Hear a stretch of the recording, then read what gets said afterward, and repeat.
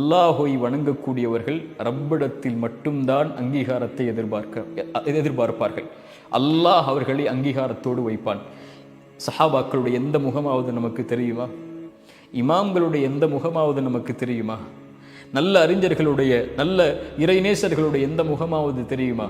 ஆனால் அவர்களுடைய பெயர்களை கேட்டால் ரலியல்லாஹு அன்ஹு, அல்லாஹ் அவர்களை பொருந்திக் கொள்ளட்டும் என்று சொல்கிறோமே, ஏன்? அவர்களுடைய செயல்களை அல்லாஹ் அங்கீகரித்திருக்கிறான். என் செயலை, என் செயல்பாடுகளை அல்லாஹ் அங்கீகரித்திருக்கிறானா இல்லையா? இதுதான் நான் கேட்டுக்கொள்ள வேண்டிய கேள்வி. ரப்பிடத்திலே நான் யார்? மனிதர்களிடத்திலே நான் யாராக வேண்டுமானாலும் இருக்கலாம். இன்று போற்றுபவர் நாளை தூற்றலாம், இன்று கண்ணியப்படுத்துவர் கண்ணியத்தை இறக்கலாம், இன்று பின்பற்றுபவர் நாளை தூக்கி எறிந்து செல்லலாம். இவர்களுடைய எந்த அங்கீகாரமும் நிரந்தரமானதல்ல. என் ரப்புடைய அங்கீகாரம் மட்டும்தான் நிரந்தரமானது. என்னை படைத்தவனவன், அவனிடத்தில் மட்டும்தான் நான் திரும்பி செல்ல இருக்கிறேன். அவனிடத்தில் நான் யார்?